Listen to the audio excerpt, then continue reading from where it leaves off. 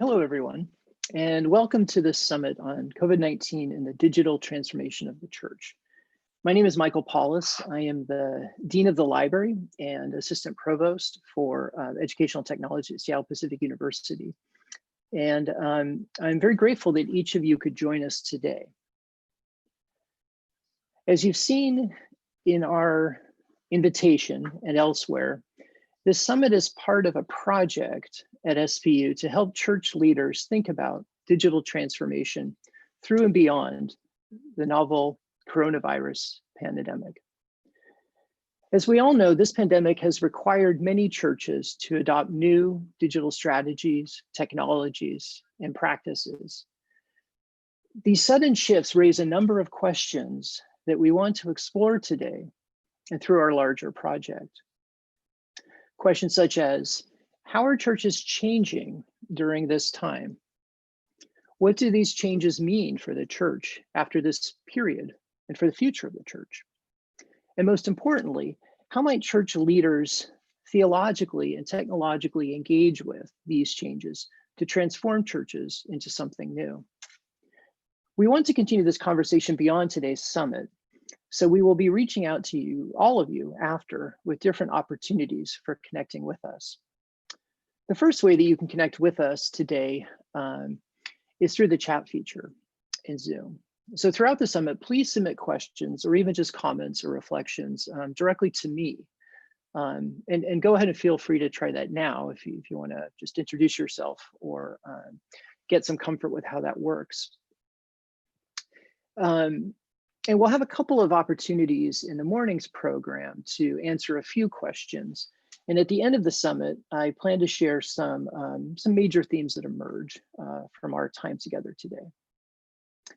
At this point, I'd like to introduce my colleague and the co-director of this project, Doug Strong. Doug is the Dean of the School of Theology and Seattle Pacific Seminary. And Doug is going to get us started with a devotion. Good morning, everyone, and welcome in the name of the Lord. It's great to see so many people, though in this somewhat unusual format. Actually, the format itself reminds us of the unusual times that we're living in. And I know that all of you as church leaders or people in congregations, pastors and others have been struggling, but also learning during this time. And that has reminded me of a number of things, and especially the promises of God for all of us during this time and in all times. And I've been reminded especially of Psalm 90, which is such a great text. And I just would like to read a few verses for us this morning. Some selected verses. This comes from the Common English Bible. And so hear the word of God. Lord, you have been our help, generation after generation. Before the mountains were born, before you birthed the earth and the inhabited world, from forever in the past to forever in the future, you are God. So teach us to number our days that we may have a wise heart. And let the kindness of the Lord our God be over us. And make the work of our hands last. Yes, make the work of our hands last. Amen. It's interesting to me that this text starts with the references to God's might and everlasting identity and the ways in which we as human beings are actually incredibly frail and time-bound in comparison to that. And yet in that same psalm where God's eternity is declared, we see that God also is saying that the work of our hands has import, that God wants that work to prosper in the midst of knowing our limits. I think that's really been an important lesson for me during these few weeks, that God is eternal, we are not, And yet God is working through and with us and wants to say that the work of our hands should last. That's the point of our time together today, talking about technology in the midst of pandemic. And it reminds me of, I'm a church historian by training, and it reminds me of another time. It reminds me of the 17th century, the 1600s, and I want to give you a short story about that. This was the time just before the Industrial Revolution. And it's interesting, all the inventions and moves that were taking place during the 1600s. This was a time when theoretical discoveries in medicine and in chemistry and physics were fueling new inventions that would then create the conditions for a whole new industrial revolution and changes in society. This was the time, the 1600s, was the refracting telescope and the slide rule and the calculating machine and the pocket watch and so many other things that we assume today, actually not slide rules anymore, but we used to. And these are the things that were important for bringing in the Industrial Revolution. But during that same time period, the mid-1600s, was the time when the plague reconstituted itself in Europe and became overwhelming. And cities that were in the middle of the 30 Years' War during the same time, so there's war and pandemic happening simultaneously. And so what happened is many, many refugees from the war fleeing, does this sound familiar? And fleeing into the walled cities that would be protective. And one of those was Eiselbahn, and thousands of people would fled into the walled city of Eiselbahn, so that it was overrun with people. And the city authorities couldn't handle it. And there was one parish priest there in Eiselbahn. His name was Martin Rinkert, Lutheran pastor. And he had to take care of the pastoral needs and many of the physical needs of all of those refugees, plus the people who already lived there. And during that time, the plague infected hundreds of people in Eiselbahn. And within a span of a few months, Rinkert was caring for people, praying for people, encouraging people, but also doing funerals for thousands of people. He was the only pastor. And one of the funerals he had to do was for his wife. And in the middle of that whole scenario, he wrote a hymn. It's there on the bottom of your screen. Now thank we all our God with hearts and hands and voices, who wondrous things has done, in whom this world rejoices, who from our mother's arms has blessed us on our way with countless gifts of love, and still is ours today. This next verse is one of my favorite. Oh, may this bounteous God through all our life be near us, with ever joyful hearts and blessed peace to cheer us. And hear these words. Think of them written in the middle of the plague, in the middle of a technological revolution, all of that going on at the same time. And keep us still in grace, and guide us when perplexed, and guard us through all ills in this world till the next. And so for all of you who are pastors and leaders with congregations with all sorts of needs, some physical, many emotional, and technological, perhaps this will help us to pray, to continue to pray that God would keep us still in grace and would guide us when perplexed and would guard us through all ills in this world and the next. Thank you for being with us today, and We look forward to the participation of everyone.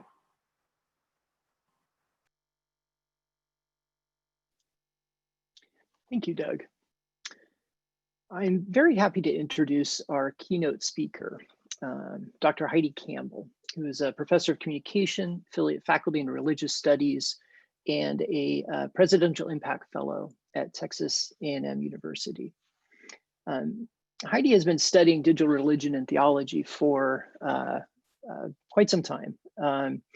And she's written extensively on this and has very recently published 2 books written during and about the pandemic, The Distance Church and Religion in Quarantine. You can find links to these books in the description, her biographical description on our website. So it's hard to imagine someone who's more qualified to frame our discussion today. So thank you, Heidi, for joining us. Thank you so much for having me. It's my privilege to be here, and thank you for all the folks at Seattle Pacific University making this conference possible. So today I want to share with you a little bit about the book projects that were just talked about, and a little bit just about my own kind of journey in studying digital media. So as Michael said, I have been studying the internet since the early to mid 1990s. And hopefully you can see this, the first slide of my PowerPoint right there.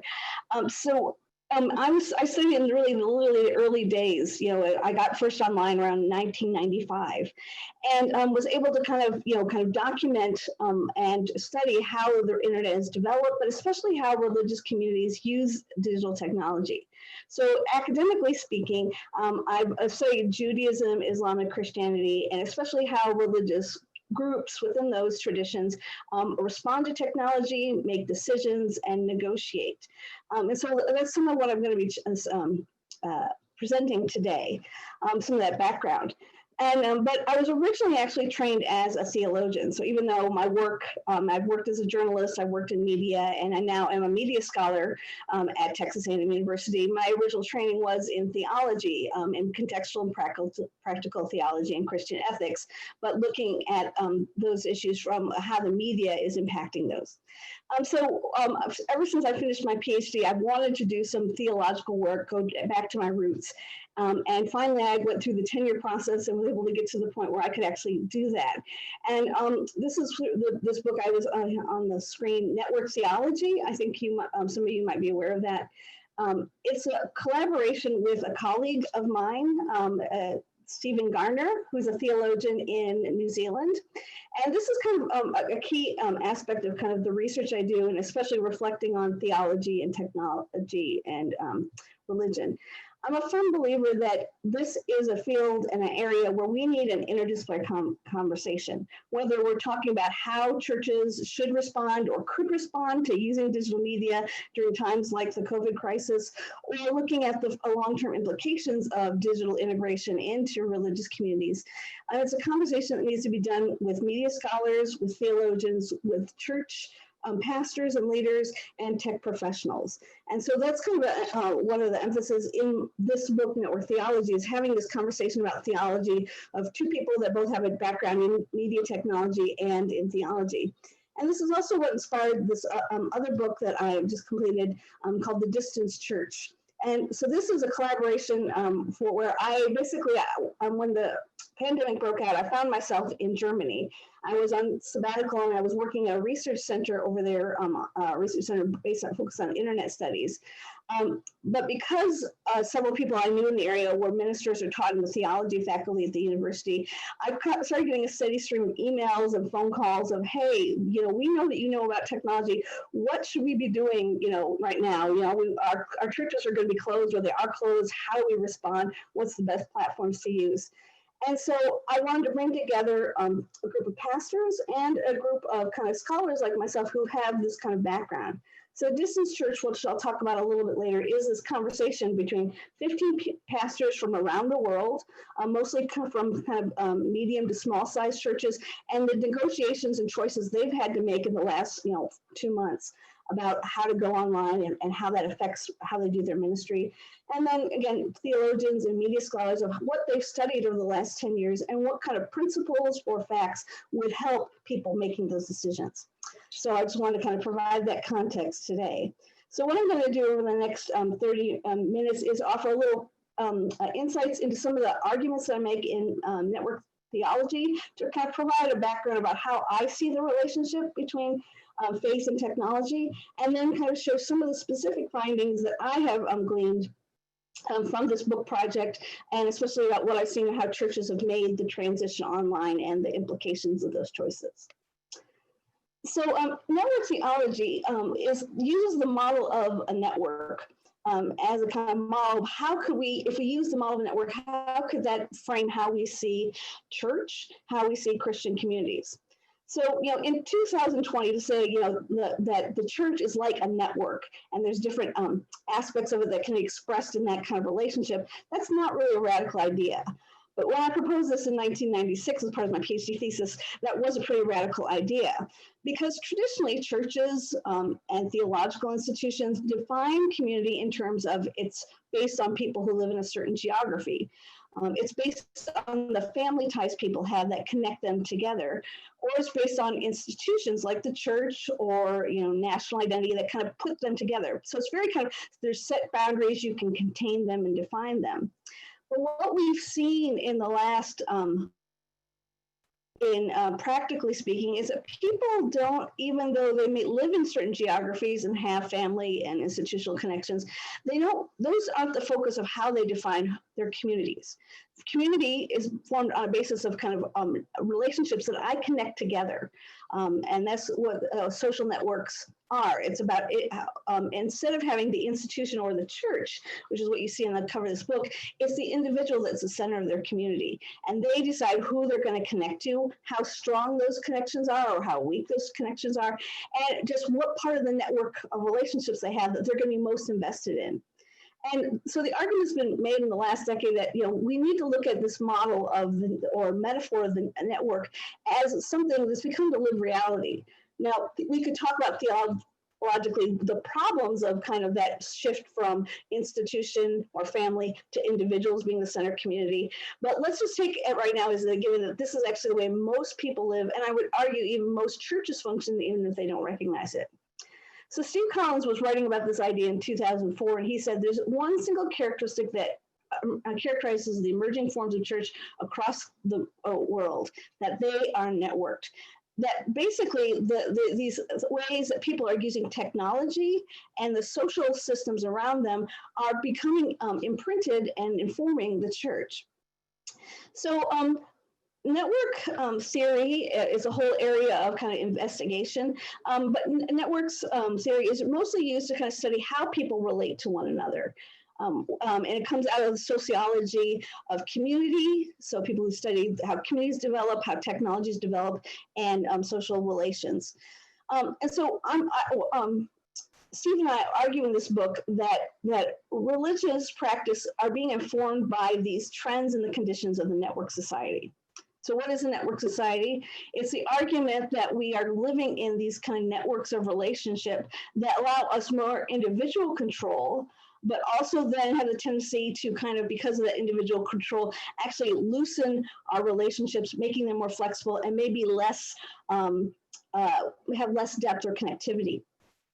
So Emmanuel Castells, who was kind of one of the people that theoretically first wrote on this idea of a network society, he defined a network society as a society that's social relationships are increasingly decentralized and interconnected through a social technical infrastructure. So, it used to be that we use the network metaphor as a way to kind of describe how people would go online, find a connection with a person or some information and connect those together, and then how that would lead them to another social connection and how they create either like a map of information or a map of relationships online. But the way that we use digital media, social media, and even mobile technology, the method at which we connect has now become the lived reality of how many people understand and live out community. So this means community, instead of being tightly bound and really well defined, is loosened. It's the traditional boundaries of practice have changed. It means no longer are traditional leaders in charge of like the community, but the individuals themselves. And so even though someone may be presented as this is the gatekeeper, this is the leader, this is the expert, the individual in the community can decide, nope, we actually like what this person over here says. And so it's a real change in how authority works, how people form their religious identity, and how community works. And so, this idea of that religious community as a network influences our ideas of authority and just even how we practice. So for example, one of the things we talk about in the book is that it used to be, when people would kind of take on a religious identity, it would be the identity that was part of their family tradition.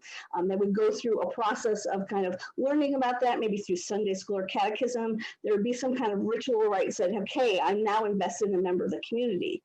But nowadays, young people, they don't, even if they have been raised or they're coming out of lineage where we're always Free Methodist or Baptist or Episcopalian, religious and spiritual practice is much more convergent. That means people are allowed to pick and mix from multiple sources. And so this is where you get young people nowadays saying, oh, I'm a Jew-boo, I'm Jewish and Buddhist. Or, I am a Christian, but I actually believe in reincarnation. And this was a statistic found 2 or 3 years ago by a Pew survey that there's a large percentage, 36% of people under the age of 28, I believe it was, had evangelical upbringings, but held ideas that were definitely outside of that tradition. So Networked Theology as a book is trying to look at how do we kind of use this metaphor to kind of understand how people are constructing their spirituality, how people are living their lives, and how digital culture and the technology are informing this. So we define Networked Theology in the book as a framework for personal and communal reflection based on understandings of how digital culture functions and how this shapes how faith is practiced in network society. So it's based on a couple of assumptions. One is it's based on the idea that online life and offline life are connected. So it's, sometimes we think within a church context, well, that's just what's happening in digital culture. That doesn't affect us. I would argue even if a church decides not to use digital technology or opt out of kind of digital integration, they're still informed and impacted by it because of there's aspects of culture you can't engage with if you don't online, sometimes even like paying your bills. Also, that even if you choose to opt out, people are living in these social identities and structures that are formed by that. And so this kind of argues that theology must be in dialogue with technological practice and media culture. And our aim of this project is kind of to see how we can faithfully engage with technology and theology as a network relationship. So the idea is we need to understand how the technology works, how that's informing how people function and have social relationships, how that informs the church. But then we need to move on to theological reflection saying, okay, that's the path that technology has created. Is that the kind of path that we want? How might we kind of theologically critique or ethically critique that path? And how might we need to reculture the technology or digital culture in ways that are more in line with our religious beliefs? So if you're looking at kind of like something that could take you through a personal or family or even a church reflective process on that, network theology, that's what kind of the aim and ethos is. But let me move on to the book, The Distant Church. So again, this was a book that was born when I was sitting in Germany and I was kind of quarantined into a 200 square foot studio apartment with my husband, and watching over a weekend that the previous weekend I had seen on my Facebook feed, there was about a half dozen churches, 6 or 7 churches that were streaming. A week later, there was over 20 churches that had popped up from different denominations that were either friends of mine or that was their church or people were connected to. And within a 2 to 3 week period, we saw a huge amount of churches going online. In many ways, this was a forced migration. It's because the churches were physically closed, either in strict lockdowns or at least through social distancing policies. And basically, people kind of saw the only option we have is to go online when we can't physically meet. And that was interesting because, I saw examples of people that I had talked to personally in the last calendar year and had been either digitally, I would say, resistant or hesitant or even highly critical of technology, joined that group of people that moved online. So in my essay in the book, what I talk about is kind of what this kind of loose ethnographic study I did over a 6-week period of watching churches go online, looking at kind of how they did that and how they talked about, on their Facebook pages or their YouTube feeds, why they were doing this and what their understanding or intention was. And from that, what I observed was 3 different strategies of how people were going online. Which have kind of different implications about how people view church, as well as kind of long-term, I believe, for religious communities. Some used a transfer strategy, which is the idea of let's focus on what technology we need to just put our service online. Others, a translate strategy where they said, okay, we need to know the technology, but the technology also creates certain kind of boundaries. So, the size of the screen, for instance. And so we maybe need to translate aspects of our service or just how we do church in digital culture. And the last stage was kind of transform. Other groups were saying that, hey, this actually gives us an opportunity not just to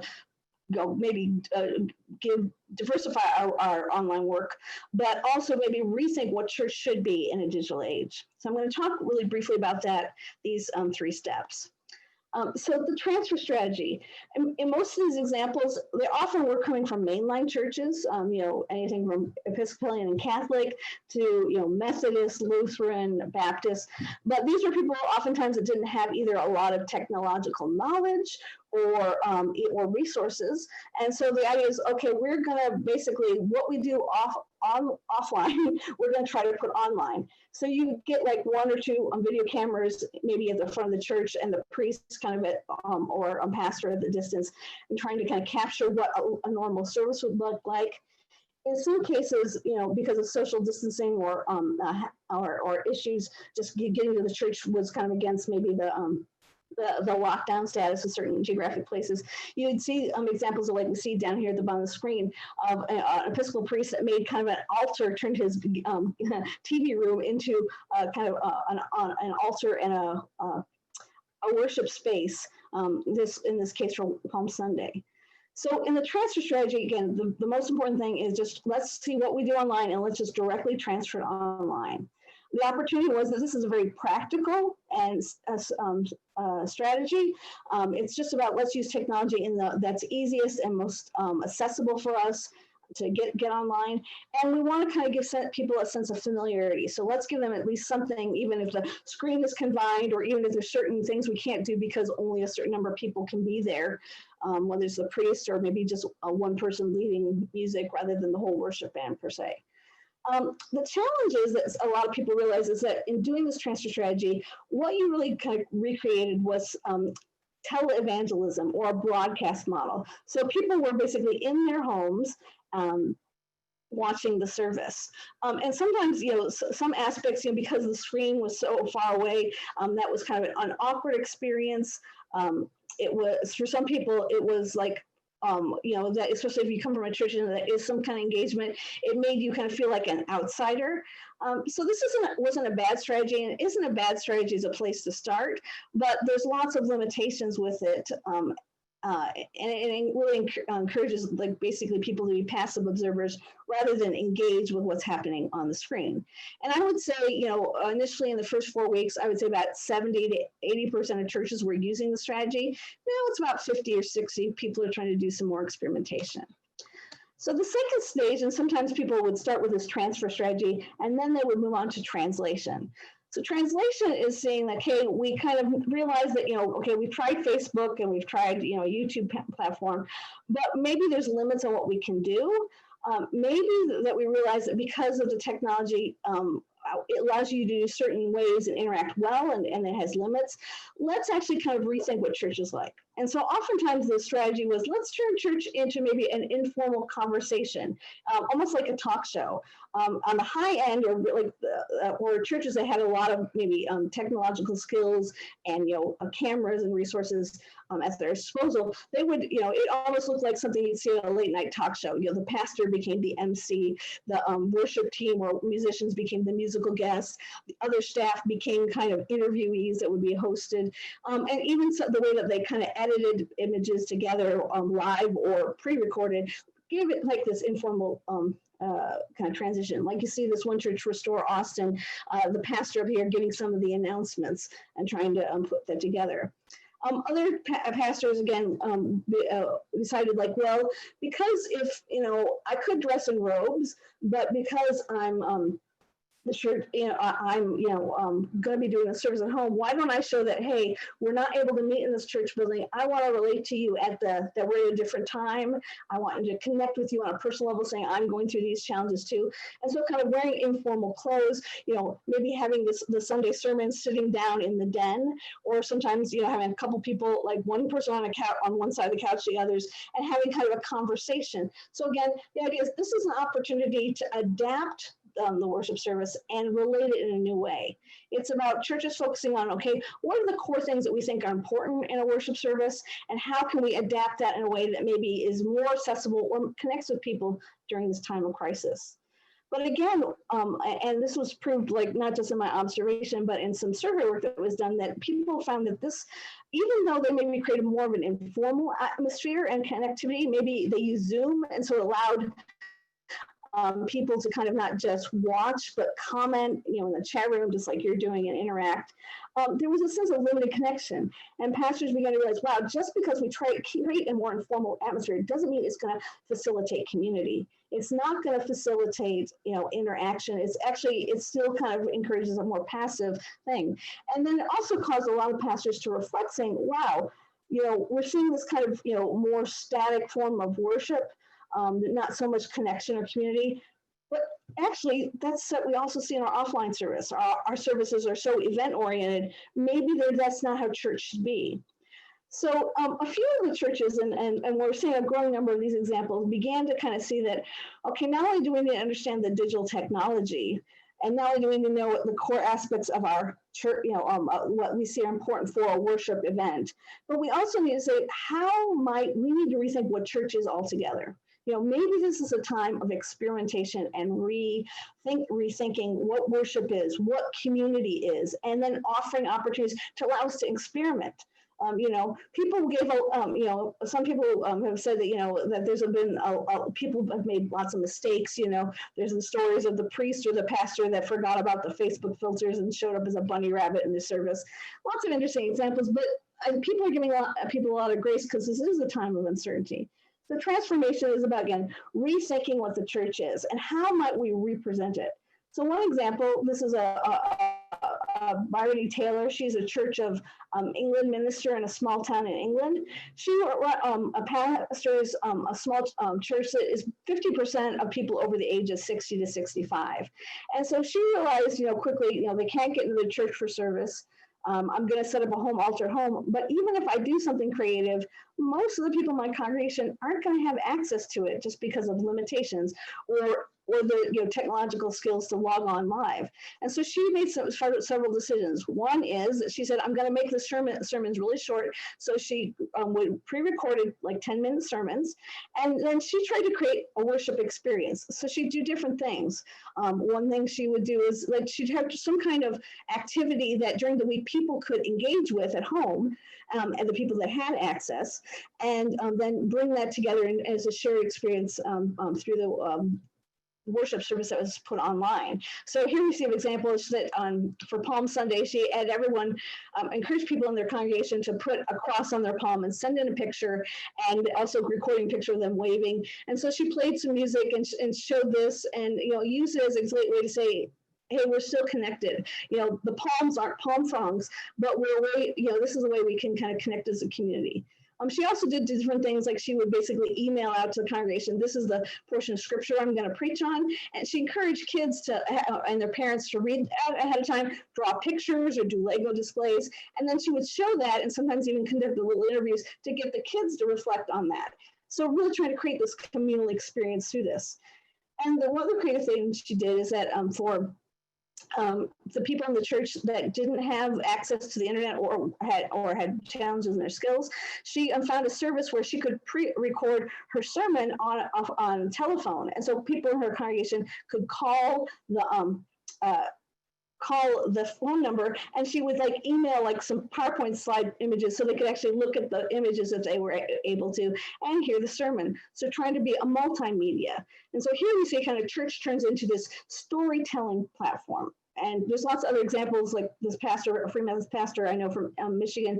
He kind of turned his church services into a fireside chat, like what FDR did in the 20s and 30s, trying to kind of create this more accessible, conversational, interactive component. So what we see with these is, three different strategies. In one respect, they're based on the access to different technology and the knowledge of the church pastor or people they have in their congregation. Transfer is about using platforms that are very accessible and easier to use, like Facebook and YouTube. Translation requires a little bit more knowledge, not just about the technology, but about the kind of traits it encourages and the culture. And a transformation strategy is the mirroring of not just rethinking how is the technology going to create opportunities or create challenges for us, but what is church supposed to be? And maybe there are ways we can kind of create a new form of church or new ways of interacting that could inspire us for when we go offline or become a new part of our toolbox of doing church. So I'm moving trying to move up to kind of summing up in the last few minutes. So when I looked at the kind of the essays by the pastors, what I found is that a couple of kind of takeaways that they had. So the first was pastoral reflections. One of the main takeaways was we need to be flexible and be willing to experiment. And that's a challenging thing because the church often, we want to get it all right. It needs to look like a certain kind of format, or we want to make sure we have high production values, or we have a really really great sermon and really worshipful music. So doing things that are experimental is kind of a threat and scary, but that's what digital culture is. It's about the beta form. It's the 1.0 that becomes 2.0. So this requires churches to understand that we're moving to not just an online space right now, but that the offline and online are connected, and churches need to kind of recognize that relationship. But also, another thing that came out was that this time of social distancing meant that we need to not to forget that people have certain needs. So during times of crisis, it's not just about getting them that worship service, it's about speaking to their needs. Maybe it's about changing your service so that, again, more informal, so that people feel connected and not so isolated from this building that they can't go to. Or maybe thinking about, do I have an older congregation or a younger congregation? What is the main kind of media that they use? And what are the main values of our church that we need to really kind of emphasize if we're going to create this digital service? And finally, also realizing that there's vulnerable populations in our churches, whether they're older or have limits to access. So we need to create new options for that. For the researchers like myself who've been studying and we're trying to say, well, this is what our research says and what advice we would give. There was a real emphasis on understanding the digital, both the technology and the culture, and examining that. So the argument was made over and over again, social distancing should lead to a re-examination of what church is. It's not just about getting the service online, but what really is the heart of your community? What is your mission statement? What is the denominational tradition that you come from, and how can that best be expressed in the digital space? Secondly, digital literacy is important. So, and here, sometimes the pastors aren't the people that are going to be digital literate. So it's encouraging who in your congregation might you be able to bring in during these times. Sometimes it was teenagers from the youth group that had really good social media skills and bringing those in as consultants. Other times it was people who had a tech background in their work and say, hey, you can be part of the ministry. And again, also kind of saying, hey, digital media skills are important for a church in the 21st century, and really valuing what we call digital creatives and the work they bring. And finally, there was a strong emphasis on hoping that this new relationship between the church and media arises. Some people have said that, after the pandemic, or as we move back to into offline spaces, they're just going to drop their online component. It was just a kind of band-aid for a temporary time period or a bridge. But most researchers say that, in this digital age, you might want to think about what the benefits could be of webcasting your service, or offering different interactive components that you've experimented with during this time, and to enrich what church life is like and what the worship experience is like. So basically, looking at the reflection between network theology and the distant church, my heart is that people would grow, that would accept the fact that people grow and meet God in digital spaces, that people can meet with God online just as well as they can offline. They're very different experiences, and we can debate how, which seems more authentic or more in line with certain kind of either scriptural principles or preferences.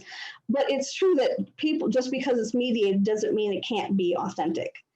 Secondly, this understanding, I think, is important, that the rooted connection between the online and offline, between embodied and mediated realities, that we live in these blurred spaces. And even though that might be very strange to think about, doing worship and adapting to these digital spaces, that is something that we need to work through, and especially because people speak a language out there in digital culture that the church is often not recognized, and so kind of appears irrelevant or out of touch. And finally, we need to consider what resources, not just from the technology, but also our religious tradition, that we can bring in to having a theological discourse about digital culture. That the church has something to contribute, as well as technological culture. We need to see them both as valuable, and one doesn't actually trump the other, at all times. Sometimes you need to look more at the theology. Sometimes you need to look at the technology, or how the technology works or impacts the church. So with that said, I didn't want to talk anymore because I wanted to give some time for conversation. But again, I encourage you to get a copy of The Distant Church. It's free and available to anyone. And if you want to know a little bit more about my research, broadly speaking, about digital religion, here's a link to my website and the network which I run that offers resources, news updates, and just kind of profiles of people doing work on religion and digital media.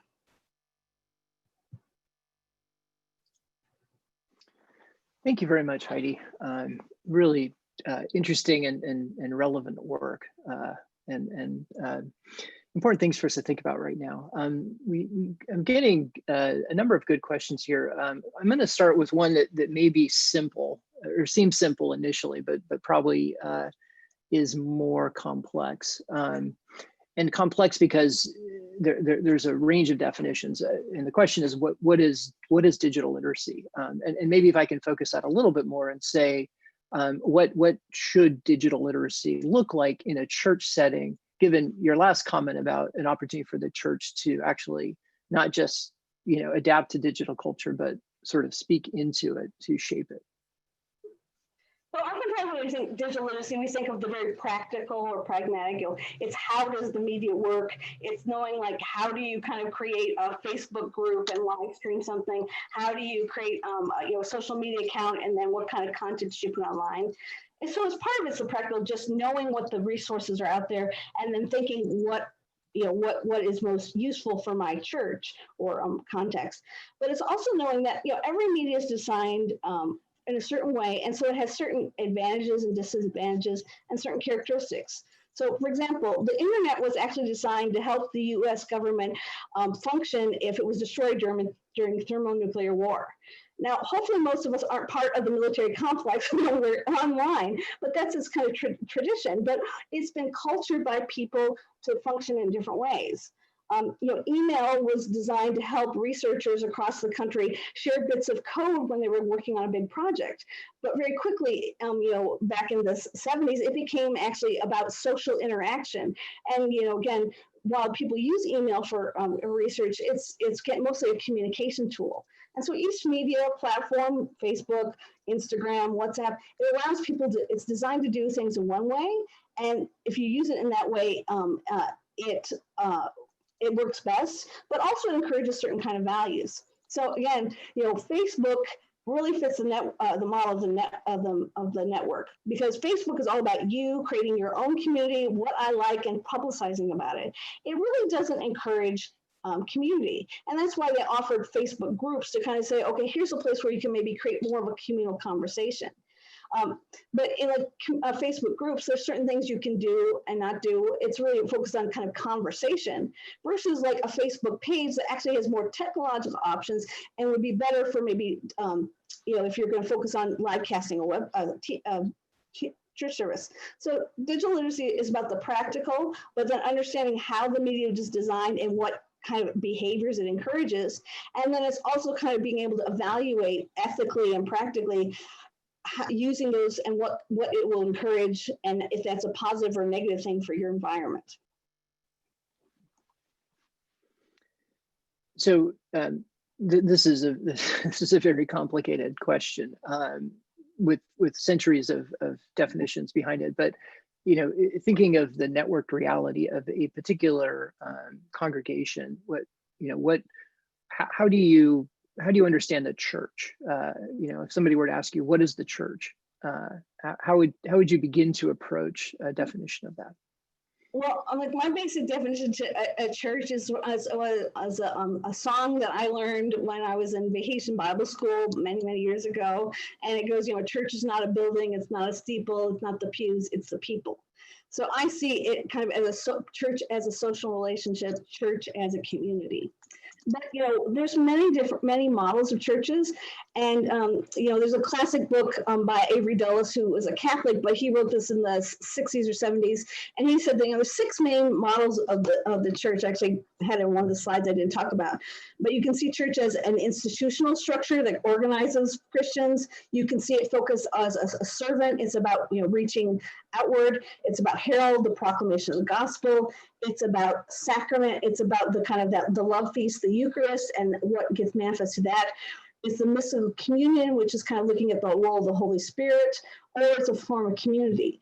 And I would argue probably most churches would say, well, we're all of those things. But I'd also argue that most churches say this would, in the way that they act, emphasize one over the other. Or maybe 2 over the other. And so I think the important thing is there's different traditions, like, you think Anglican, Catholic, institution and sacrament is probably more central to them than other parts. Other churches like the Baptist church that I was familiar with growing up, herald, it's all about the word. So I think it's kind of understanding, how do you define church? And then, is it a structural thing or is it a people thing? And again, I think it's more of should be about a people thing. Yes. So I'm going to ask a question that pulls together a few different questions about different views of technology. So Networked Theology was published in 2016, and so written before that, maybe a little bit or over time. But some of us might say that 2016 was sort of the high watermark for technological utopianism, and that within the following years, there was the techlash. So a lot of shifting of more negative views about technology and technology platform companies and so forth. And now we're really in an interesting mixed experiment of integrating technologies into our lives out of necessity. And so how, sort of kind of theologically, how do we help people think through technology as not sort of negotiating the something between utopianism, something between dystopianism, that isn't just a set of preferences, that isn't just a set of, well, this is I don't like this, but really is something that is a nuanced understanding of technology. But at the same time, more a call to engage with it as as church leaders, as Christians trying to live faithfully. Well, from my research, there's really kind of three main ways people respond to technology, and religious groups kind of view it. One is a very positive view of technology, and it's often described as media or technology as a conduit. It's this tube that allows this information to go from this place to place. And so, in that perspective, you say technology is a gift from God. It allows us to reach more people or do His work, and so it's a good thing. But you also see kind of what I put in is what I get out. So it's very kind of optimistic view about what technology is. On the other side is saying, having a very negative view of technology, that technology is value-laden, and it's kind of seeing it as it's going to lead us in this certain direction, and that's negative. It's about secular culture and secular values, and so if we use it, it's going to lead us in a problematic way. And so this creates kind of a sense of resistance against technology. It also basically says technology is more powerful than God, because it's always going to lead me in a negative direction or a powerful direction. It basically says, people have no way to, the only response is either to be seduced by it or to resist it, or maybe give education about how it affects us. So, very extreme positions. I would argue that that a balanced kind of approach is looking at seeing media as a social institution. Media is about people. The reason it's created by people to help people communicate, whether that's through images or text or video. It's about kind of creating a process. It has both positive things, positive advantages, and it also has negative things because of the way it was designed. But it's not, the technology isn't just going to be neutral, and the technology is not just going to be evaluated. The technology is controlled by us. We can choose to be either blind and be led by it, or try to resist it.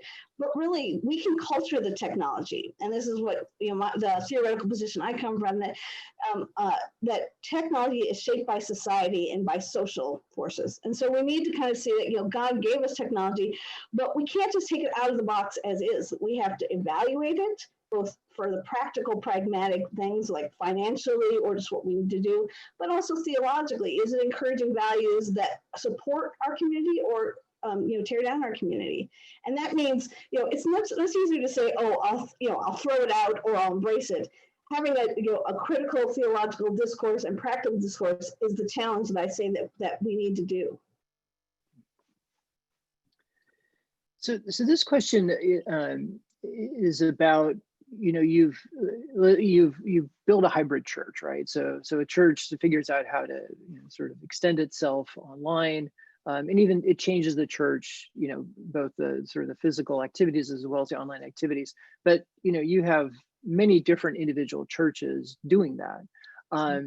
What's sort of the next technologically evolutionary step where that activity that an individual church does begins to converge with other churches, so that you don't have, as we do in the physical world, every church has to have kind of the stack of programs, and offer those all in the building. Now, when you move online and you can offer things that aren't tied to a physical location,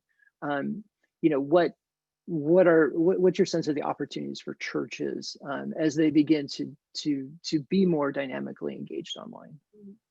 I think the biggest challenge for churches is that digital culture, it's not only is it about experimentation, but it's a gift economy. It's about creating something, putting it out there, and letting people play with it and change it, and also giving it away for free. And again, churches and especially denominations, they do share, but within their kind of own community. It's all about, let's create this, for our group and no more. The whole idea that also creating something and putting it out there in digital culture and losing control of it is a real scare for a lot of, I think, churches and denominations. Because anytime, even like this, the minute I decide to get on camera and say something digitally, I have no control over what is happening. You could take my words and edit them down and just construe it. You could take my picture and find a funny quote about me that I said and make a T-shirt. It's all about kind of this creativity. But is the church willing to kind of break down those traditional walls and barriers, and is also willing to say, I'm willing to put aside my preferences for, to share with people. One of the most interesting local examples I've seen of people doing digital church right now is that they decide we can't bring our worship team together because we just can't figure out a way to do that with social distancing to protect them. So they would every week will pick 3 different songs that are going to go along with the sermon, but they go out online and find something from maybe this recording of this Baptist church and this recording from Bethel, or this recording from Hillsong, and put them together. And so people basically can choose of the like 5 videos, which 3 songs they want to listen to, or listen to all of them. But saying like, okay, actually this church over here is much better at like doing online Bible studies, so we're going to actually kind of learn from them, or actually put their content on our webpage. And I think that more collaborative sharing is really the way that people need to go, because people keep reinventing the wheel, and especially with smaller congregations that don't have the time or resources, they don't need to do that. I mean, we need to look at this as again the body, sharing with one another, rather than just trying to build our own identity and just making sure people don't go beyond our 4 full walls. Nice, yeah. Thank you. I'd love to keep asking you questions, but I'll respect your time and kind of get ready for the transition to the next section of our program. But thank you, Heidi, for joining us, sharing your research and wisdom. Thank you. At this, yeah. Thank you for having me. So at this point, I'm going to transition to Chris Lim, who's one of our project consultants and the founder of TheoTech, who will get us started on the next segment of our program, which is 3 different conversations about digital transformation. Thank you, Michael. Am I visible? Yes. So I'm very pleased to be able to join you in this conference. And I'm happy to introduce our first conversation, which is titled No Going Back to Normal, Making the Most of This Opportunity to Reform Our Churches. I am going to be joined in this first conversation with Reverend Dr. Lori Brenner, who is the pastor of Westside Presbyterian Church. And I don't see, do I see you, Pastor I'm here, Lori? Chris. Oh, there you are. Hello. Okay, I was just seeing somebody else's face. So glad to have you join us today, Pastor Lori. And in our conversations prior to this, you had a very great theological framework for thinking about what we're going through in the midst of this pandemic, and just wanted to invite you to go ahead and share your thoughts on that. Sure, thanks, Chris. It's very fun to see so many other pastors' faces on here. I wish I could take an entire day just to hear if you're as tired as I am and what you're learning. But as Chris and I were talking about this, Chris especially brought up the concept of exile, and I recently taught a class, Zoom webinar on Jeremiah. And so Chris was wondering, is exile a good metaphor for this? For our congregation, we're about 400 members. We're a very embedded congregation. So we're in West Seattle. Now that the bridge has gone down, we're pretty much not only embedded, we're marooned. And people who worship at our church live near our church. I mean, we're pretty much over here on the plateau. And media has always been more of an augment to our primary way of connecting, which is gathering in worship, maybe 250 people on a Sunday, 2 different services. So this disruption has left us feeling very displaced and very vulnerable. So in that sense, exile is a good metaphor for this. Now, recently when I was talking on Jeremiah 29, you'll remember in Jeremiah 29, the letter to the exiles, you're familiar with this. It was a good reminder this time. It was written to the first group of exiles, the people who were being told by the false prophets, we're going to leave this pretty soon. We're about to go home. We're basically in a waiting room here. And our initial approach to media during this time has been, we just need something to get us through the next 4 to 6 weeks. And then we're going home, everybody. We'll be done. And now we're not. We've learned that. So these directives that the Lord sent through Jeremiah, that you can't just wait here, you're going to have to live here. You need to build and you need to plant. And secondly, this directive about seeking the welfare of the city. We've taken our decisions as a congregation that we're going to partner and also promote public health for our city. So that changes what we do and what we expect to do. We're not, we're as vulnerable as everybody else in this. Mhm. So now where media has become very important and networking has become very important is the third directive in that letter, which is to seek the Lord. And our approach now is, okay, we need to use whatever platform possible to equip our people to seek the Lord. That's what we can uniquely do as a church, equip disciples so that folks are equipped to both seek the welfare of the city, primarily in our mission, and also to learn to live here, not just wait here, but live here. It's a challenge for us because over half of our congregation that gathers on a Sunday is in that CDC designated vulnerable population, primarily because of age, some because of pre-existing conditions.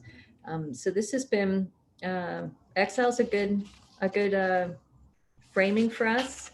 Yeah. And that call, I think, has been a good call for us. What has been some of the ways your church has specifically responded to living in exile? Some of those details that virtualization process. Well, when this first started, we weren't ready at all. So we were fortunate because University Presbyterian Church invited us to partner up and piggyback on their live streaming. Mhm. We had nothing on video.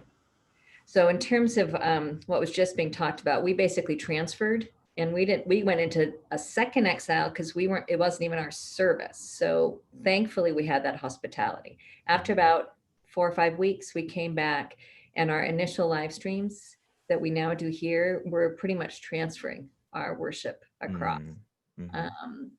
We learned pretty quickly though that everybody's worshiping at home. We need to show more things from home. And the worship service that everyone talks about the most is where I was preaching from the kitchen, other people were at home. We went around and took videos of digital greeters, right? So one of our most beloved members is 90, well into her 90s. And we had a picture of her saying good morning to everyone, looking out her front door on her porch because she lives near me.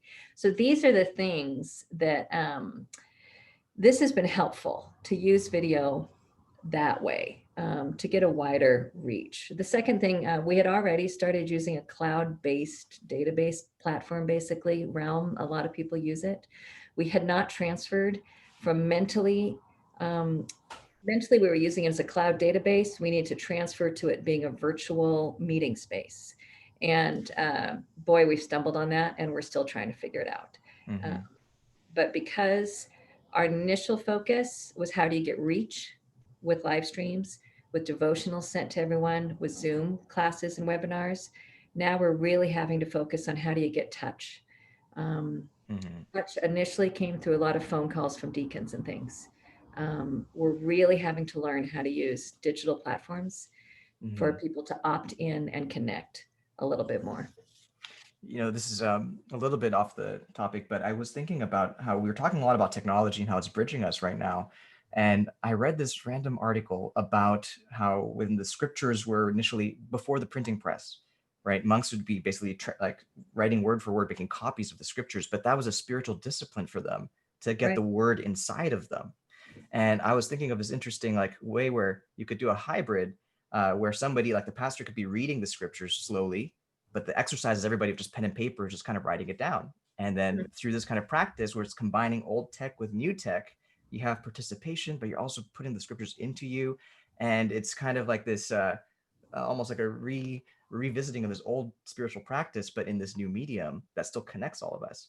Anyway, that was a random thought that kind of fit with what you were talking about as you try to get into people's homes, as you're trying to do things for them where they're at and show that we're all in this together.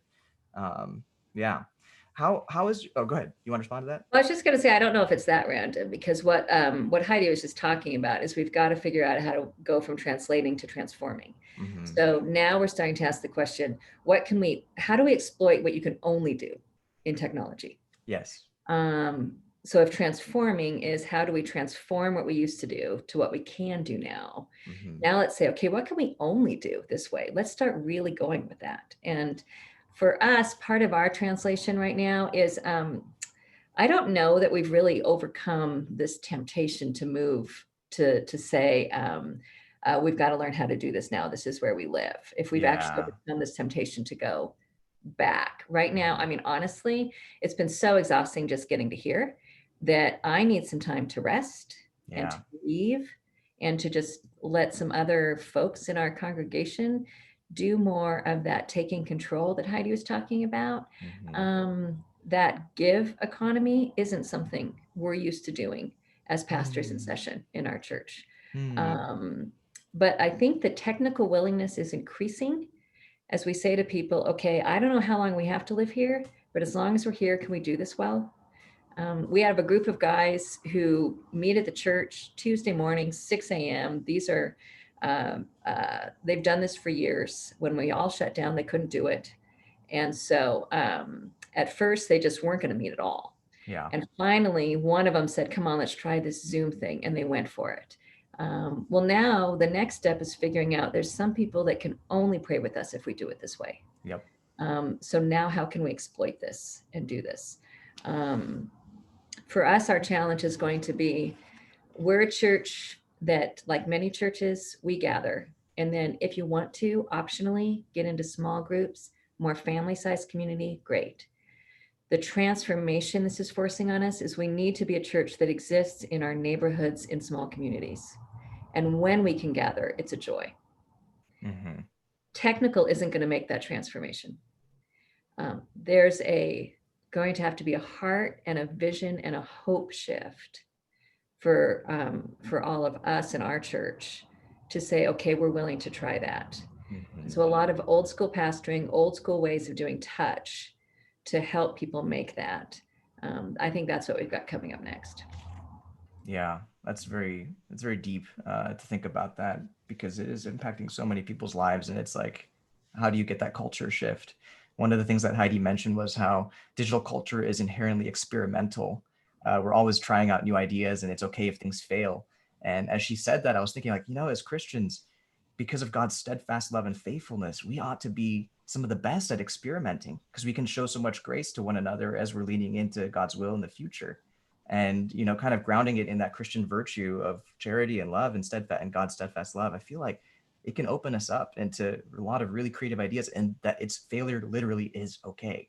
It is okay if we don't get it right. It's okay if the pastor messed it up, or if the live stream went down, or if somebody, didn't get what they wanted. We can learn together because we're committed to each other.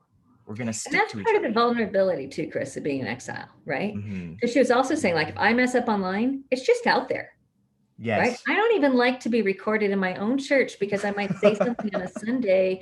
I called this COVID-14 on Easter, right? You can go listen to the sermon. For the rest of my life, I called this COVID-14 on Easter. So that vulnerability is something that has to be embraced if we're going to take risks with this. And vulnerability can maybe only be encouraged in old school touch ways, not in the wide digital platform reach ways. And that's what we're trying to figure out as a church. That's interesting. I do find that there's something for maybe the more digital native generation like myself. We value that authenticity.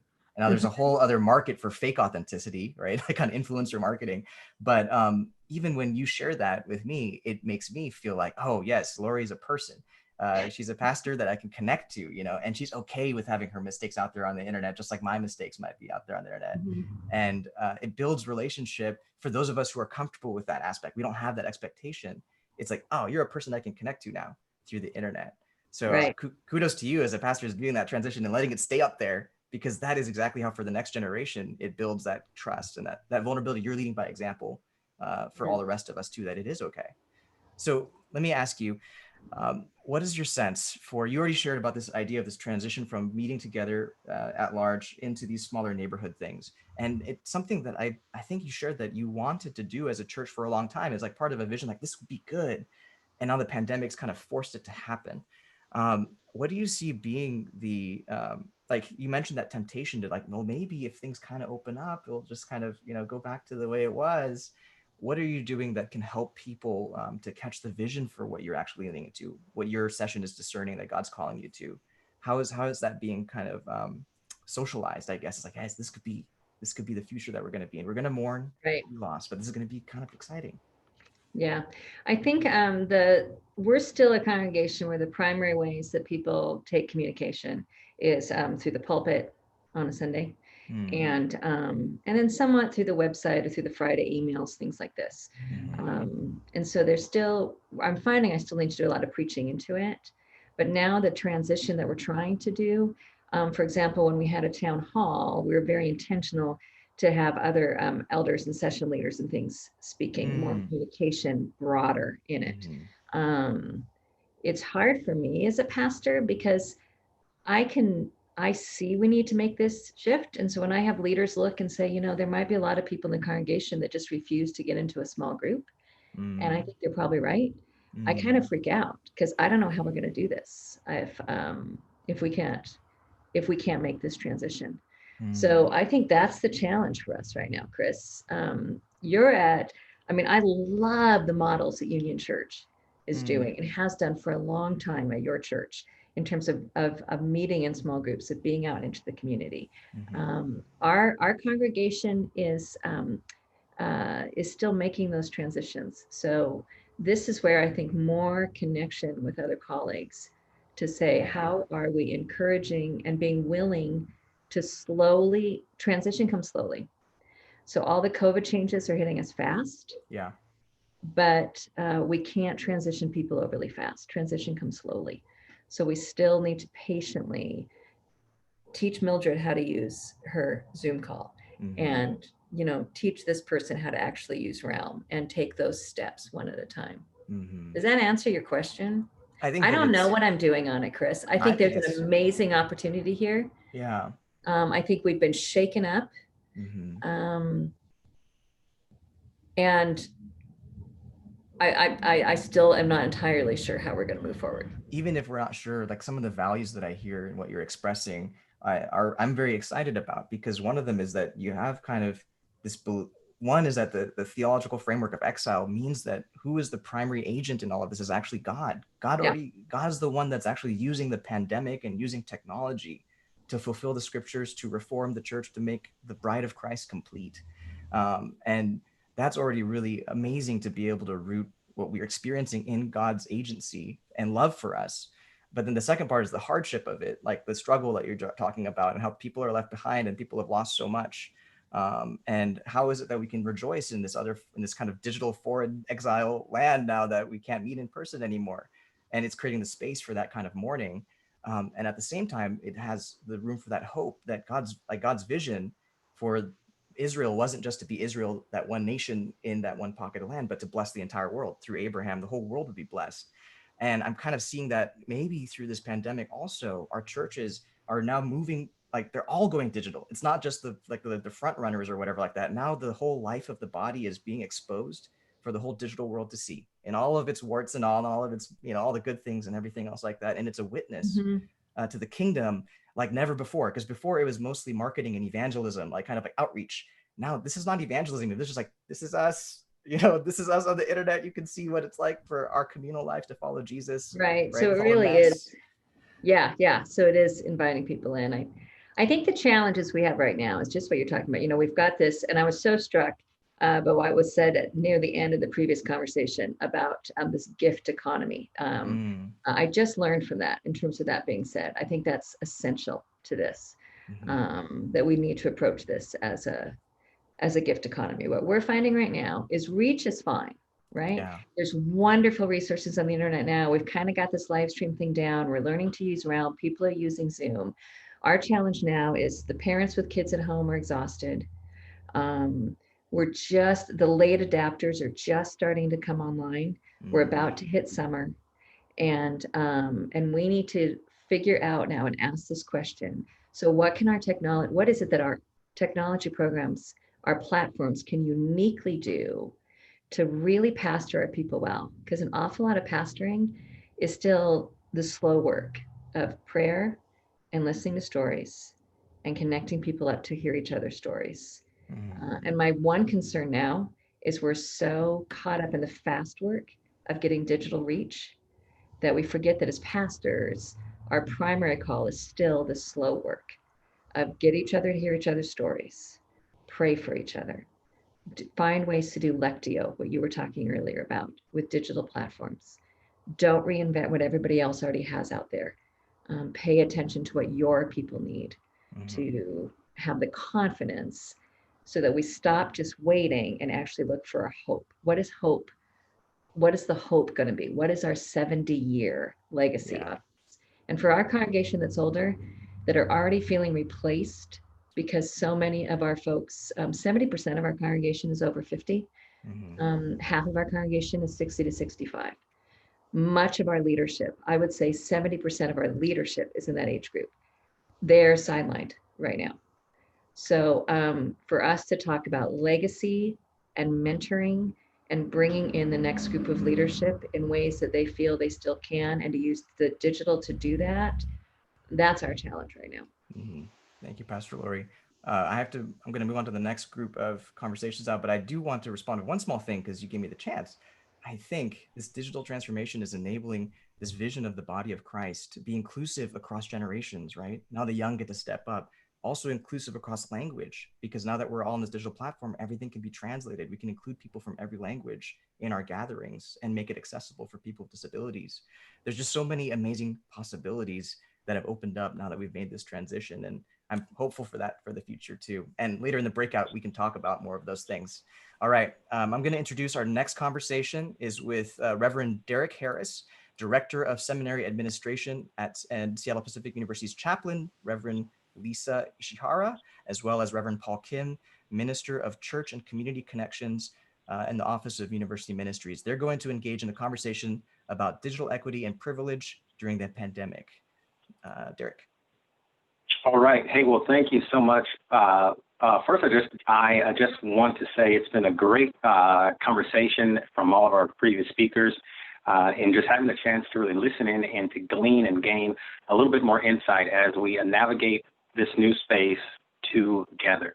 And so we definitely do praise God for the opportunity to be here. As you know, this is a call, kind of a conversation that we're tuning in between myself, Lisa, and also Paul. And so just to kind of pick up on this conversation of digital equity, let's just go on and dive right in on this. And then, myself, Lisa, and Paul, we will kind of bounce back and forth with one another in this conversation. But to just go on and start here, as we begin this conversation regarding digital equity and privilege during the time of the pandemic, I'm very happy, to see that Heidi, in a sense, was able to dispel a lot of the myths around the digital space as being a neutral space. And that is to say, we ought to keep that in mind, right? This notion that the digital space is readily available, readily accessible, and also trusted. That is an important factor there too. That the digital space is not readily available. It's not readily accessible for all churches, and it's also not readily trusted by every community member of faith, so that they might be able to practice in corporate worship. And talking about this lack of trust or this lack of accessibility, I believe that it is important to understand this from the sense of a fallen and broken world, right? As fallen people, as broken people, we create fallen and broken things, right? We will inevitably create and or participate in the woundedness in the broken systems. One simply doesn't even need to look far, right? We can go just back to the Facebook scandal, right, from Cambridge Analytica back in 2018. And so instead, in this conversation, I am going to posit that the digital space, in fact, has the tendency to magnify the various values or devalues in the current socioeconomic disparities that people often experience on the daily in the regular life. And so as a result of many of these presumptions that we carry, biases and isms have the tendency to creep into our places of worship, right? So really here, there are a few things that we need to, keep in mind. One is just going to be that 1 in 5 Americans do not have broadband access, right? So let's just go and pause that, right? 1 in 5 Americans, especially those that are of people of color, those that are in rural places, and they are actually accessing the internet through their phones only. That is the only avenue by which they are able to receive access. And so things that we need to keep in mind are, hey, are our churches going to be offering closed captions? Are our churches going to be offering a sense of the church and not Hollywood? And what do I mean? Oftentimes when we move and we transition into spaces of online worship, of where there's video, we want the tallest person, the slimmest person, the one that's got the great charisma in the personality. But the reality is that that's Hollywood. That's not the church. The church is full of people from various spectrums, from various abilities, various tones, hues, textures, right? And so those are things that we need to keep in mind. And then also too, I don't know about you, but if you stream live on Facebook, maybe that's where your church does, or maybe you've started streaming on YouTube or any other digital platform, like maybe it's Instagram. But in this time of this pandemic, we also are faced with the realities of another pandemic, right? COVID-19 or rather has been said to be a respiratory illness or a respiratory disease. But the reality is that there is also another disease that has long propagated and has lived and found its being in this wounded and worried world. And so those issues of ageism, ableism, racism even. So then even as you're streaming on these platforms, well, guess what? All of your churches, all of your congregants are seeing your service right next to these events of this wounded and worried world. And so that becomes a place in where it's important to also have those conversations within your communities of worship. Paul, maybe we could talk just a little bit about what are some practical things, if you will. What are some ways that churches can kind of take these next steps effectively? Well, thank you, Derek. Let me pause there because we had a preaching moment, and Derek had a lot of great things to say, and lifting up the actual practical realities of some of the systemic things that come up as a result of this pandemic. One of the questions that I wondered about is technology the great equalizer? Because there are ways in which it can foster equity, but there are many ways that it actually lifts up, as you said, inequity, privilege, and inaccessibility. And those things continue in the digital format. Some of the resource realities, if we were to I want to just talk about several things, but highlight several things. There's things like resource realities. During this pandemic, there are some churches that are very well resourced that were already prepared for this kind of eventuality. They were prepared with equipment, staffing, and finances and talent. And then there are those churches who are struggling for the lack of those very things, or dwindling financial resources, as many churches are experiencing during this time. And the pastor is the only one or the sole person who is trying to get a grasp of technology and put this worship back together. And the question there, and I come up with this question because as I was consulting with a church and a pastor in upstate New York, the question that I posed was, are there opportunities for collaboration among churches that work towards equity in this context of varied accessibility to resourcing? So, and I think Pastor Lori mentioned some of this in her conversation as well. Are there opportunities where churches that have a lot can help contribute to churches that don't have some of those same technologies? Or if a church, if there's a solo pastor out there in a small church just working her butt off to get this worship going, all of a sudden put in the place of being the producer, is there a way that we can give that pastor a break by another church who can lend their sermon for that Sunday to this other church? Are there ways that we can work towards equity in this context of varied accessibility to resources? There's also the other problem of generational realities. And according to recent Pew Research findings, 72% of US adults use some type of social media site. When you disaggregate some of that, there's at least among Facebook, Instagram, YouTube, the way that different generations use those platforms are varied, right? Young people tend to gravitate, well, they use all three, but they gravitate towards Instagram. The older generations, seasoned generations, tend to gravitate towards Facebook and YouTube. So as we think about those things, the way that different generations use those different platforms, I think we need to be mindful of the ways that we broadcast our services. And depending on who's coordinating the effort of these online worship services, there are a variety of issues and questions to be mindful of.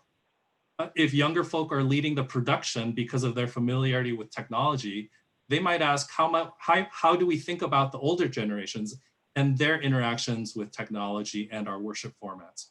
If it's older folk that are leading the production because of staffing realities, they might ask, is our platform usage and the forms of worship that we're putting online accessible to younger people and relatable to younger folks?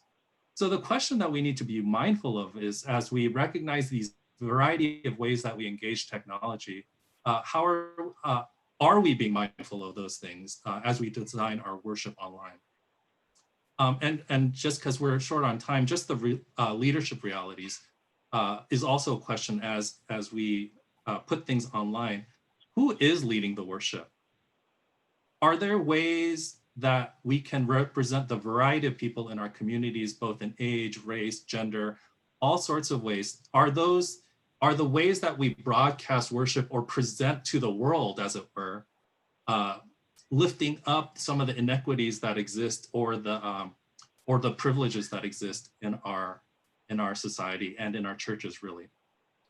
So those are some of the considerations that I think, as we talk about the practical realities of how technology space is not neutral, that come to mind for me. I want to pass it off to Chaplain Lisa Ishihara, who maybe lift up some considerations as we think about moving forward. Thanks, Paul. I think, I've had the privilege of actually being a part of a few multi-generational churches. And I think recently a colleague of mine, Chitra at World Relief, she basically said, what's happening is that we're actually just exposing the cracks that were already in our systems.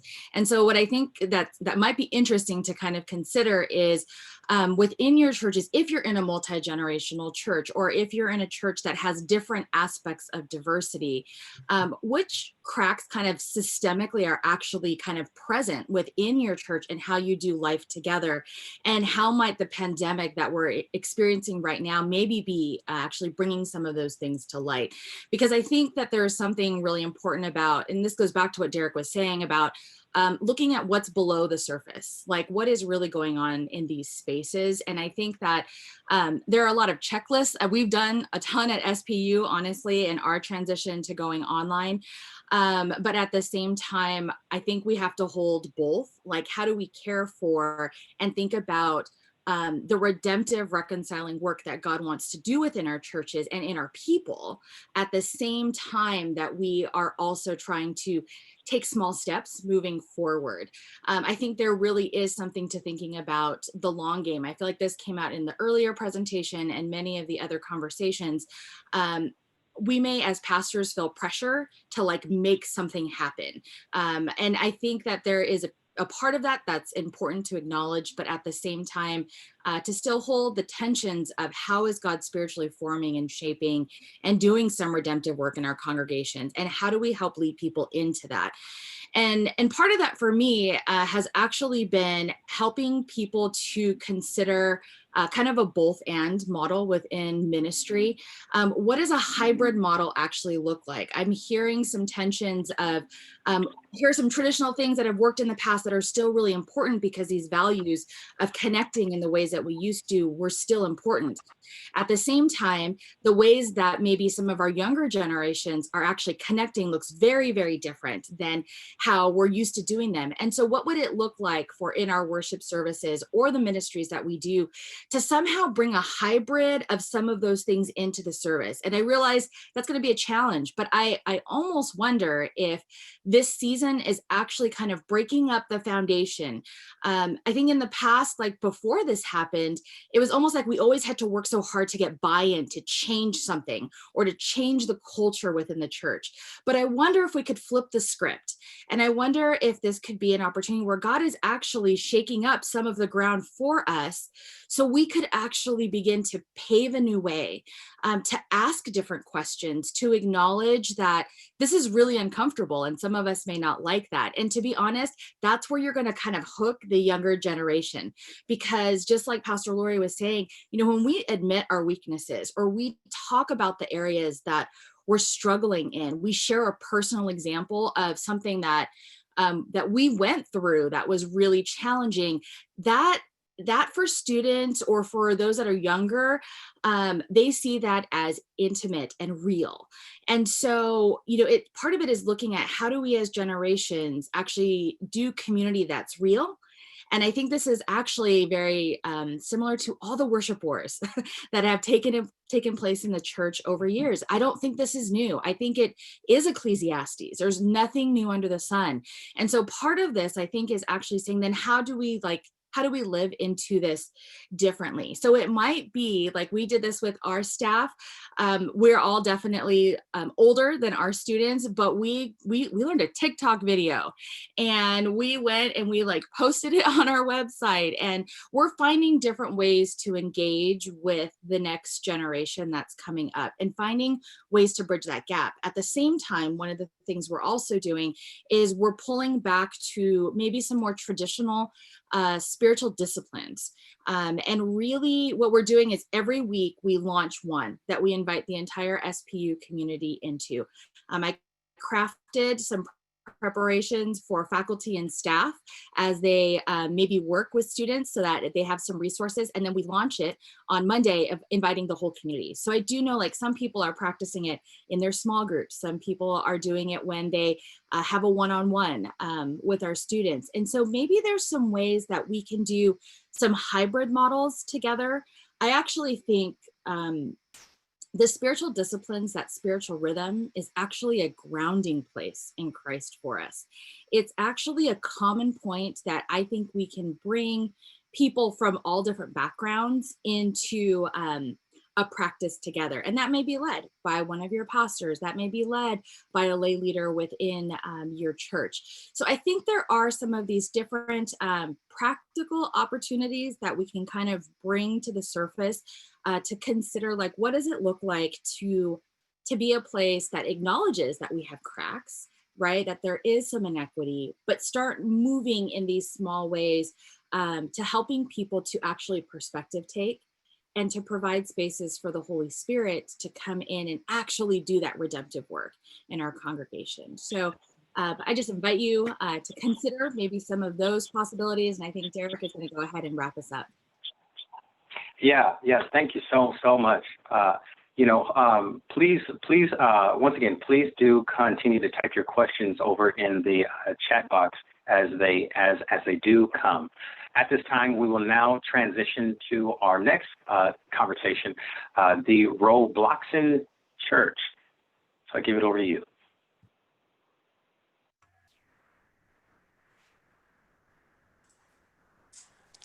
Hi, I'll take it from here. My name is, thanks, Derek. My name is Mike Langford. I teach at SPU in the School of Theology and at Seattle Pacific Seminary.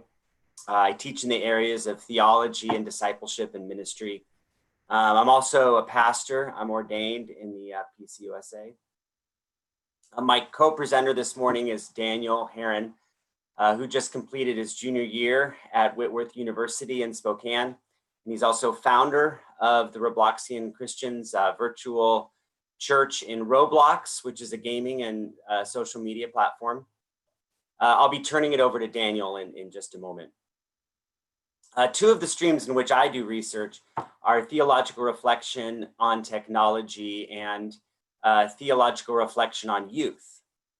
And these two different streams have come together wonderfully in my collaboration with Daniel. His work has shown that youth are a source of wisdom and innovation for the church, not merely or even primarily for how to use various technologies, but indeed for thinking about what the church really is.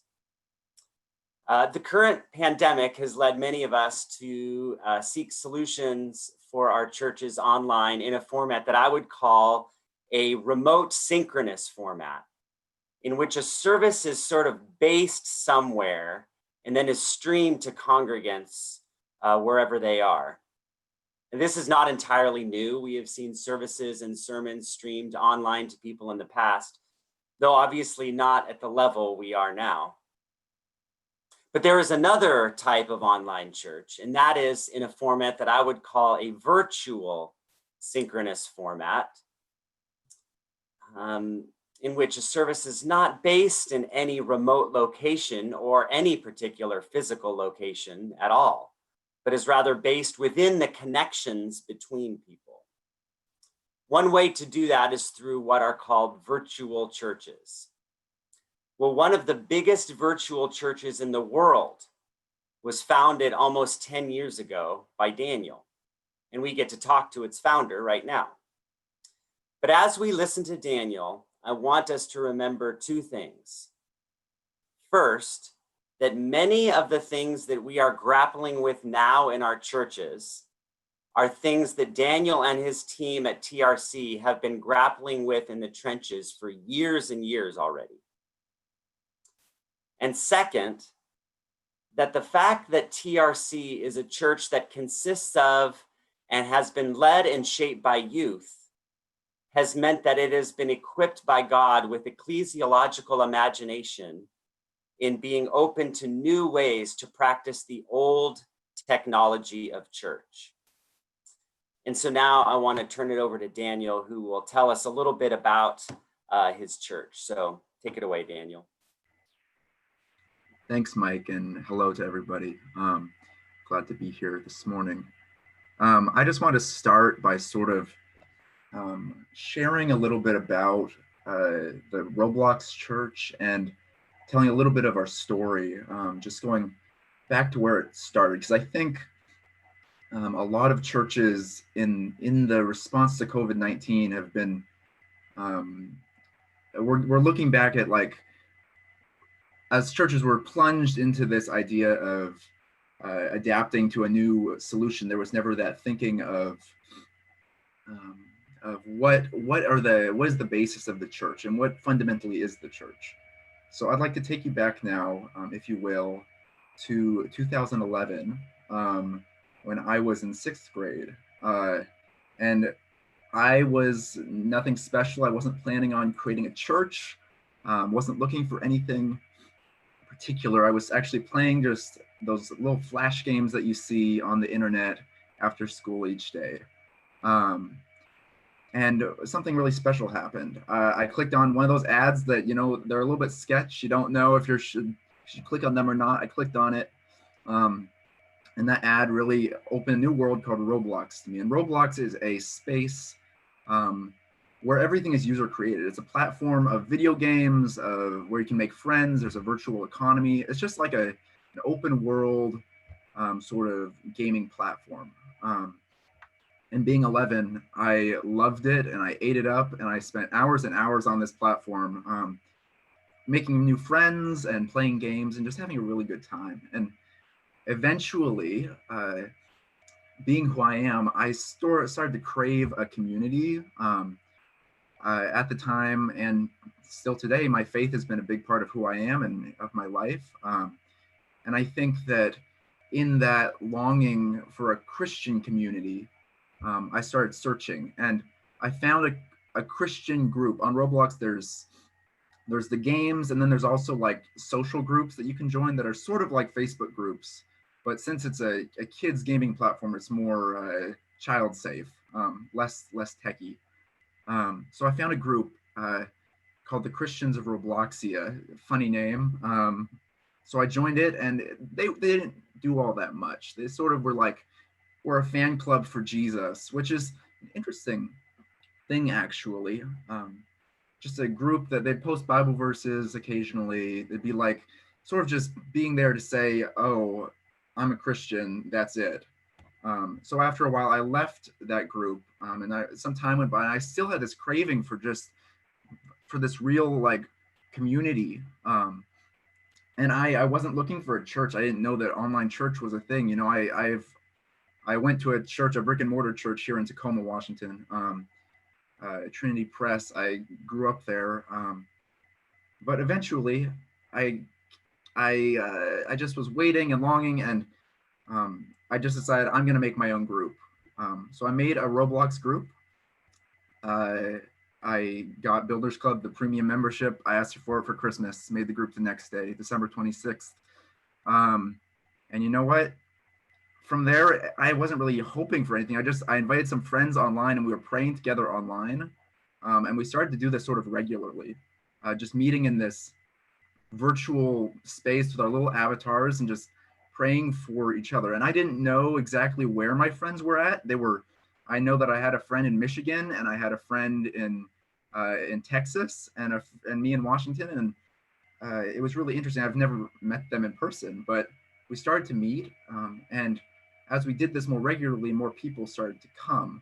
It was really random. And eventually, more and more people were coming until we had like 30 or 40 people. And I was like, whoa, we have this gathering, this natural and organic gathering of people that are wanting to pray for each other, that are worshiping online and virtually with strangers, which was really interesting. I think part of that's a generational thing as well.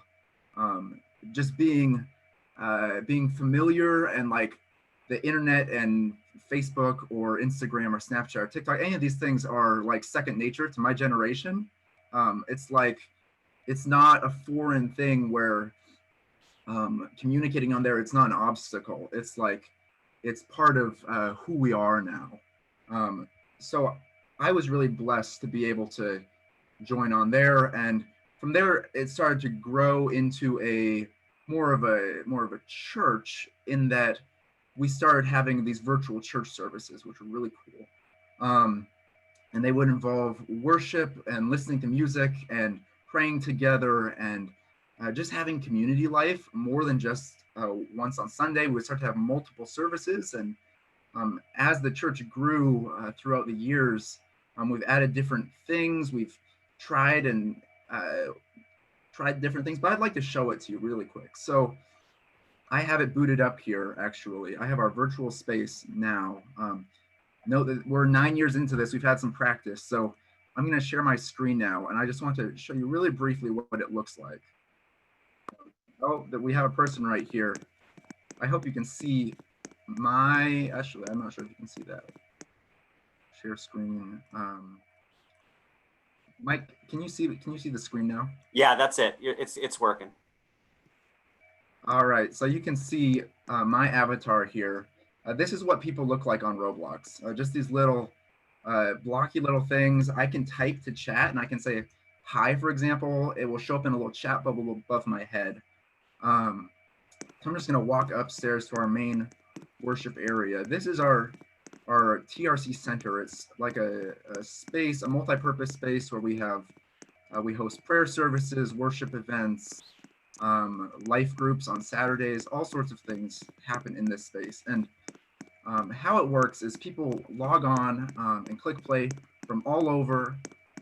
Everyone has their own avatar. So this is our sanctuary, if you will. We actually model it off of what it might look like in the real world. Over here you have another person. This is Marissa. She's actually on our staff, and she's joining us today from West Virginia. She's just hanging out in our space. So this is our stage. So when we have services, what happens is folks will come in and they can sit down in the virtual pews. Lazy might in just a second over there, Lazy Ghost. And then our staff will come on, and our volunteer staff, and we will actually have a worship service online. And what you see here, it may look a little bit reminiscent of an actual service or an actual church. We have the elements represented here. And this is something that I think we've reflected a lot on. Being Presbyterian myself, I have a lot of value in the actual sacraments, in the bread and the wine and the cup, and actually having those things. However, you can't really do that online or virtually. I suppose maybe I could eat a virtual cracker, but it wouldn't quite be the same. So what we've done in response to that is we have made them visible. So we represent them and we talk about them, but we don't serve it in the same way. And I think that's an interesting question, as folks have done this, as they've adapted to Zoom and live stream and different things. Like, how do we respond to questions of communion and baptism, and what does it mean to actually participate in that thing? So what our services look like is we will join together in prayer and worship in this virtual space. We have sermons that are given each Sunday and at the various events. We have about 10 events each week that happen in this space and others. And as I speak, just a little example, I can say, peace of Christ be with you. And we're able to put it on these screens. So everyone that's sitting, I want you to imagine there's 120 different avatars sitting in the pews. It's really, it's hard to describe how immersive it is when you're doing it like this, but when there's actually tons of people here from all over the world talking about their lives and being vulnerable. That's something that I think is really unique about Roblox, is that, or at least virtual churches, that people, I think, are more vulnerable and more real because of this level of anonymity than you might see in person in a brick and mortar church, which I think is awesome. I'd also just briefly mention, we also have sort of have like a community space, a community server on Discord, which is another software service that allows us to communicate as a community and as a church. And we really, I think that it really gets at more of the fundamental idea of what is church. Heidi mentioned that the church is the people, and I agree with that. I think that Scripture tells us that wherever two or more are gathered, there God is. I believe that is the church, where we're gathering as people to live life together, to be faithful together, and to be in the midst of the Holy Spirit. And I think that can happen on Roblox, on Zoom, and really wherever we are putting intention to gather together. I think that's really unique. And Mike, I'm gonna hand it back over to you with that. Yeah, thanks, Daniel. I appreciate, thanks for showing them around and showing them what the space looks like. You had mentioned that one of the advantages of a virtual church is it allows people to be present from all over the world, and that it allows people to sort of gather in a way that, I don't know, that provides, it allows them to be present in such a way that sometimes they can feel safe, maybe in a way that they don't in other formats. I guess my question, we don't have that much time left, but in thinking about other ways that TRC is able to bless people in Christian community in unique ways, right, as I believe a charism of God, what would you say to those who maybe would say, well, it's not really a real church because it's not in a building, or because we can't touch each other, right? What would be, and it's sort of a critique that you and I have heard a lot. What would be maybe your response to people that would say it's not a real church because you are not, quote unquote, in person with each other? I think to answer that question, I think I would first say, I think I've had some of the strongest and most authentic relationships that I've had with anyone through the Roblox ministry, through these virtual ways. I think that I have seen the Holy Spirit working. I've seen lives changed. I have seen people, I don't know, an example is that at least in my generation, suicide and depression and anxiety, we're having an epidemic of suicide and depression amongst Gen Z and millennials. And it's really hard, but we see it so evident, especially online. And being able to minister to people and being vulnerable about talking about things that they would never mention to an older youth leader, for example, I think that's powerful. And I think that gets at sort of the fundamental idea of what is church and what are we really doing? Are we being authentic? Are we being real? And also the second part of that question is we're able to reach people online that you would not at all have any ability to reach otherwise. Our church, we're made up of now 30,000 young people from 85 plus countries. And it's crazy to see how people are able to come if their parents are not Christian, or they have a disability that makes it so they can't physically make it to a church, or they don't have a Christian church nearby them. It's just, these are challenges that young people specifically can't fathom with. They can't find brick and mortar solutions to, and are able to find solutions online. And I think that's seen in Zoom church and live streaming, as well as you're seeing people attend from all over the place that you would not expect to see in your brick and mortar church. So I think it is absolutely church. God is working online, and I don't think that I could admit to saying that God is not working. It's incredible. Great, thanks, Michael. I'm going to hand it over to you for Q&A here, but I guess I would just say, sort of in closing, that if we think of the church as being the body of Christ, participating in the kingdom of God in the world, that the TRC has definitely been able to participate in that.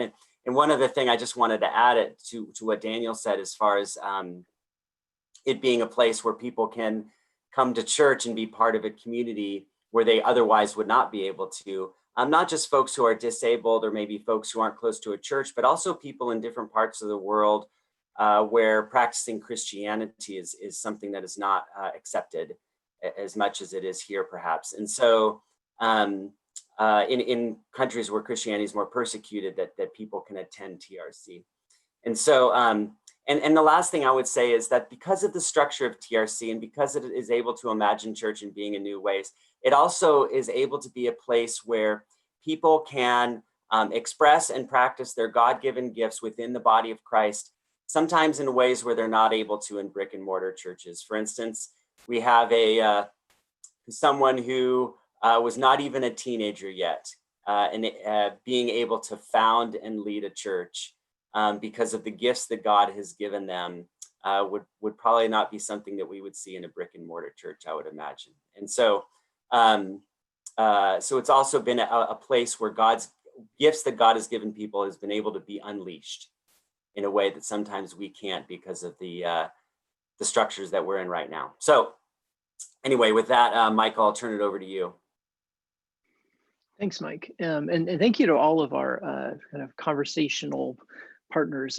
I mean, it's just a really interesting range of topics, highlighting how both in this technological moment, we're seeing new problems or old problems in new ways, but we're also seeing new opportunities of how we can address some of these things and do new things through technology.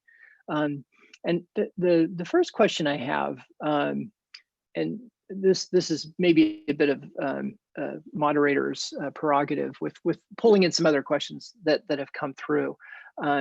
I'd like to revisit the exile as a metaphor, and I want to spend a little bit of time with this because, you know, while it seems to work in some sense that we're sort of displaced from, you know, where we were, you know, where we were maybe comfortable, a place where we were more comfortable, at least sort of, you know, understood what the contours of normality. We've lost that, and we don't really know what normal, whatever that sort of collective illusion is, will be at the end of all this. And given that, and if you think about sort of the prophetic, ancient prophetic imagination, you know, exile very quickly began to shift from a, you know, oh, we're going to go back to Jerusalem. Well, maybe in a few generations. Well, actually, let's start thinking about a new Jerusalem. And this is the emergence of the apocalyptic imagination, of course, which culminates at the end of the book of Revelation, where there's this image of the new Jerusalem. And while there's some continuity with the old Jerusalem, there's a lot of new stuff there. And so, you know, given what the members of the diversity equity panel were talking about, as Lisa said, these exposed cracks. I kind of want to, I'm supposed to identify someone to give this question to, and I'm not sure. You know, so I might start with Lisa and maybe tag her and say, you know, given that we are thinking about sort of this long game and the you know, distant future, far future, ultimate future, you know, whatever time horizon you're comfortable with, you know, how do we begin to rethink what exile is, in the sense that, you know, we're not just thinking about going back to something, but we're thinking about, you know, participating in the creation of something new. Yeah, it's a good question. I feel like my mind is going to holding a couple of tensions. I think one is, like, what does perseverance and endurance look like holding lament and hope? I think, you know, when we think about like the journey of exile, or even if we look back on our own lives and we see places where maybe we were in the wilderness, right? Or we were feeling like we weren't in those spaces where we were able to engage in the life-giving community that God has created us to be in, right? Even being in a church at times, there were times I felt like I didn't really belong, right? And so I think to hold that there's like this individual space, but then to also hold that there's this communal space.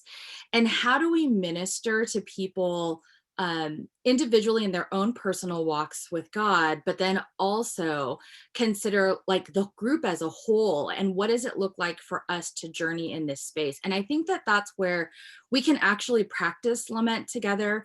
I don't know what the makeup of many of your churches are. At SPU, we're privileged to have students, faculty, and staff from many different backgrounds. And so right now, some of the questions that are on the table is, what does it look like for us to lament? Earlier this year, we were able to have a chapel service that focused particularly on the Japanese incarceration in February, because that was the anniversary of when Japanese Americans were incarcerated back during World War II. And so, you know, there's a place to lament the things that were lost, the hopes, the dreams, even like lament the sin of things that were done to people. And I think in this space, when we look at our current nation and the things that are taking place and what our brothers and sisters and siblings are feeling in all these different spaces, I think that there's a place to lament.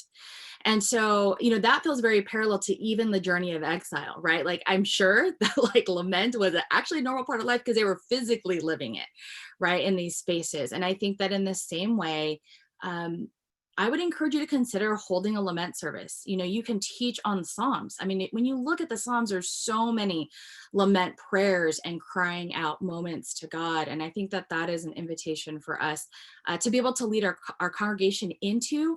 And I'm also very aware, because I've been in multi-generational churches, people experience this very differently. So that's where I was saying, I think it's really good to maybe even just verbalize. For some of you, this is going to feel very strange. Like this is not going to feel like something that we're used to doing, but to help, this is the spiritually formative journey part that we get to do as pastors, is kind of give a roadmap of what that looks like and where we're going.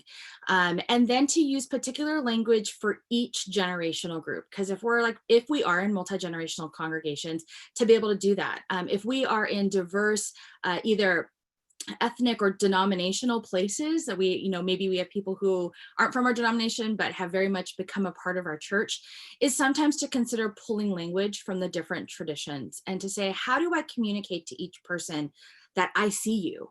And that we get to see each other.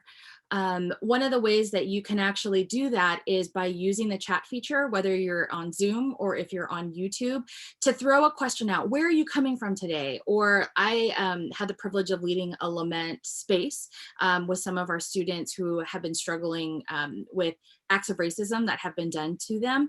And so what we did in the lament space was actually have all of the participants type into the chat their own laments. It was a moment for them to confess those things to God of what they were feeling and what they were carrying. And then as a pastor, then I get to kind of come into that and say, like, normalize it in a sense and say, this is actually a part of our humanity.